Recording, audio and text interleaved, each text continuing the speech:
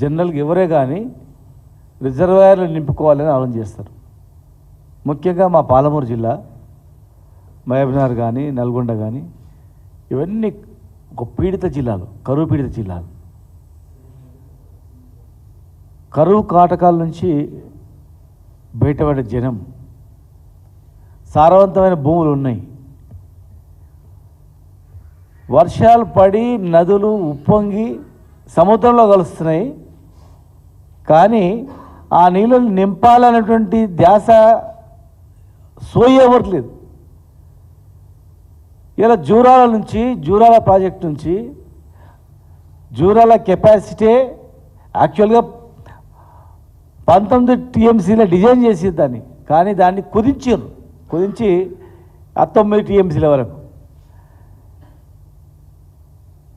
9 TMC reservoir నుంచి, ఒక balancing reservoir నుంచి అన్నా దాని మీద ఆధారపడినటువంటి భీమా ఫేజ్ 1 కానీ, నెట్టెంపాడు కానీ, భీమా ఫేజ్ 2 కానీ, కోయిల్ సాగర్ కానీ, అదేవిధంగా లెఫ్ట్ మెయిన్ కెనాల్ కానీ, జూరాల నుంచి మొదలుకుంటే అక్కడ వనపర్తి వరకు పోతే నీళ్ళు.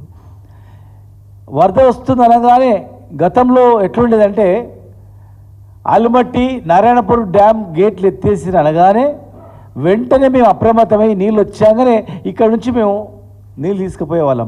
పండుగలాగా చేసుకునేవాళ్ళం మేమందరం కూడా. పూలు జల్లి టెంకాయలు కొట్టి భీమా ఫేజ్ 1కు, భీమా ఫేజ్ 2కు, నెట్టెంపాడుకు, లెఫ్ట్ మెయిన్ కెనాల్కు, అటు సంగమండ, ఇక్కడ కోయిల్ సాగర్, ఇవన్నీ నింపుకునేవాళ్ళం మేము.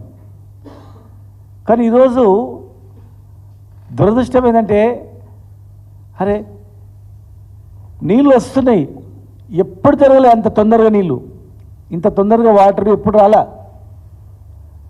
మొత్తం హిస్టరీ చూస్తే చాలా తక్కువ సమయం, ఇప్పుడు జరిగింది ఒక 50 ఏళ్ళలో చూసుకుంటే. ఈరోజు వర్షాకాలం స్టార్ట్ కాగానే పైన ఎగువలో ఉన్నటువంటి కర్ణాటకలో ఉన్నటువంటి నారాయణపూర్, కర్ణాటకలో ఉన్నటువంటి ఆల్మట్టి ఆ డ్యాములు నిండడం, పైన వర్షాలకు అవి నిండడం, అవి గేట్లు ఎత్తేయడం, మరి జూరాలకు నీళ్ళు రావడం ఒక అదృష్టంగా మేము భావించినాం. నీళ్ళు వస్తున్నాయంటే దానికి ఒక రివ్యూ మీటింగ్ జరుగుతుందేమో అనుకున్నాం. ఇరిగేషన్ మంత్రి గారు రివ్యూ మీటింగ్ పెడతాడేమో. ముఖ్యమంత్రి గారు సొంతం జిల్లాలో ఎప్పుడు లేనట్లు ఇలా 2 కృష్ణా తుంగభద్ర ఉప్పొంగుతూ ఉన్నాయి, నీళ్ళు వస్తున్నాయి, వరదలు వస్తున్నాయి కర్ణాటక నుంచి పైనుంచి. ఆ నీళ్ళు వాడతారేమో అనుకుంటే జూరాల కెపాసిటీ ఎంత ఉందో అంత కెపాసిటీ రోజు నీళ్ళు వదులుతూ ఉన్నారు. వాళ్ళకి అవసరం కనుక పవర్ జనరేట్ చేసుకుంటున్నారు దగ్గర 3.5 TMCల వాటర్తో. మిగతా ఒక 6-7 TMCలు నీళ్ళు వదులుతున్నారు. అంటే పవర్ జనరేట్ చేసిన నీళ్ళు నదిలోకి పోతున్నవి, మిగతా గేట్లు ఎత్తేసిన నీళ్ళు నదిలోకి పోతున్నాయి. కానీ పక్కల ఈ రిజర్వాయర్ నింపాలనే ఆలోచన ఎందుకు లేదో మాకు అర్థం కావట్లేదు. వర్షాలు పడేటప్పుడు ఏ రిజర్వాయర్లు నింపాలి, వరద ఎక్కడి నుంచి వస్తుంది, కనీసం అవగాహన ఉందో లేదో మాకు అర్థం కావట్లేదు. సంగమండ దగ్గర 5 గేట్లు రిపేర్లు ఉన్నాయి. ఎండాకాలమే రిపేర్ చేయాలి, కానీ సంగమండ 5 గేట్లు రిపేర్ చేయలేదు. భూత్పూర్ రిజర్వాయరు ముఖ్యమంత్రి గారి సొంతం కాన్స్టిట్యున్సీకి పోయేది అక్కడి నుంచే నీళ్ళు. పైపులు వేసిండ్రు, బిల్లు పెట్టిండ్రు, కాలువలు దోగలే, పైపులు వేసిండ్రు, బిల్లు పెట్టిండ్రు. కనీసం ఆ భూత్పూర్ రిజర్వాయరు గేట్లలో రిపేర్ చేద్దామనేటువంటి ఆలోచన కూడా చేయలేదు. సంగమండ గేట్లు ఆలోచన చేయలేదు.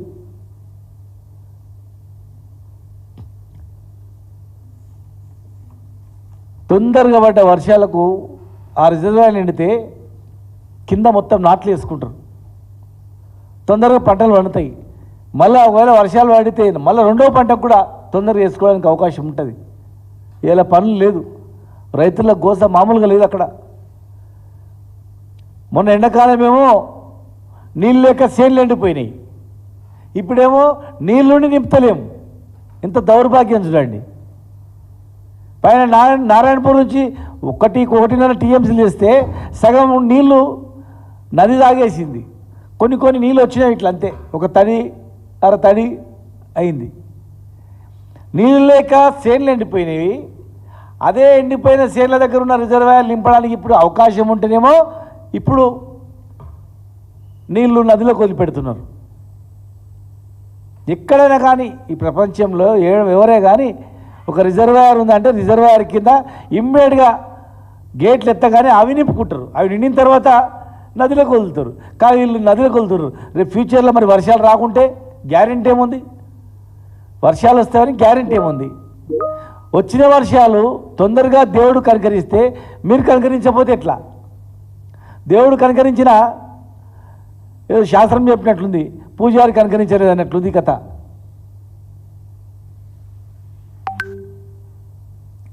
లక్షల ఎకరాల పంటను సాగులోకి తెచ్చినటువంటి ఘనత ఈ తెలంగాణ వచ్చిన తర్వాత 10 సంవత్సరాల కేసీఆర్ గారి హయాంలో. మీరు కట్టని ప్రాజెక్టులకు గతంలో మొబిలైజేషన్ అడ్వాన్స్ల కింద బిల్లు ఎత్తుకపోతే ఏం లేదు. కట్టిన ప్రాజెక్టుల మీద రాద్ధాంతం చేస్తున్నారు. 1,00,000 కోట్లు ఖర్చు అయితే 1,00,000 కోట్లు అవినీతి అని చెప్పి తప్పుదో పట్టిస్తున్నారు. రిజర్వాయర్ లేకుండా మీరు ప్రాజెక్టు కట్టిండ్రు. కల్లకుర్తి లిఫ్ట్ ఇరిగేషన్లో కనీసం ఒక 2 టీఎంసీల 1 టీఎంసీల రిజర్వాయర్ అని ఉందా? వరద వస్తేనే కదా, వరద వచ్చినప్పుడే నింపుకోవాలా. మరి రిజర్వాయర్ లేకుండా డిజైన్ చేసిండ్రు. మేము వచ్చి రిజర్వాయర్లు కట్టిస్తేనేమో ఆ రిజర్వాయర్ నింపరు. ఇదొకటి కథ నడిస్తే ఇక పాలమూరు రంగారెడ్డి జిల్లా ప్రాజెక్టు దాదాపు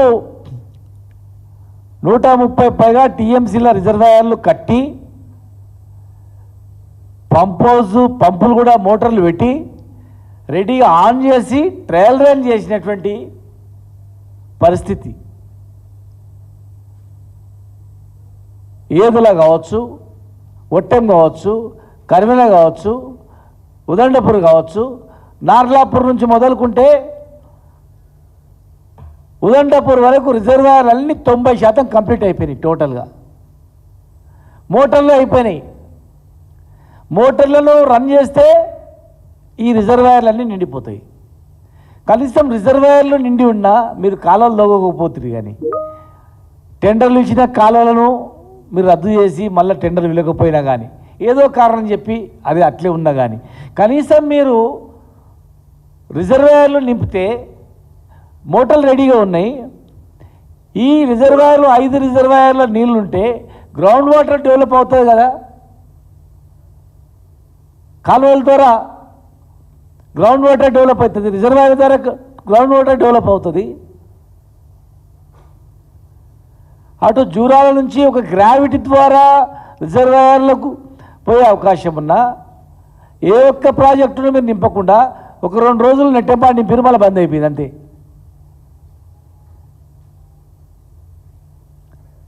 గేట్లను రిపేర్ చేయట్లేదు, నీళ్లను వాడుకోవట్లేదు, ఉన్న నీళ్లను నదిలోకి వదులుతున్నారు. మరి రేపు వర్షాకాలము వరదలు వస్తావో లేదో తెలియదు. దేవుడిగా అవకాశం వచ్చినప్పుడు, దేవుడు కనికరించినప్పుడు, నీళ్ళు వచ్చినప్పుడు నీళ్ళు నింపడం బంద్ చేసి అధికారులు ఏం చేస్తున్నారు, మరి ప్రభుత్వం ఏం చేస్తుంది? ముఖ్యమంత్రి సొంతం జిల్లాలోనే ఇరిగేషన్ పైన ఇంత పెద్ద శ్రద్ధ ఉందంటే మరి రేపు ఏం జరుగుతుంది? అట్లా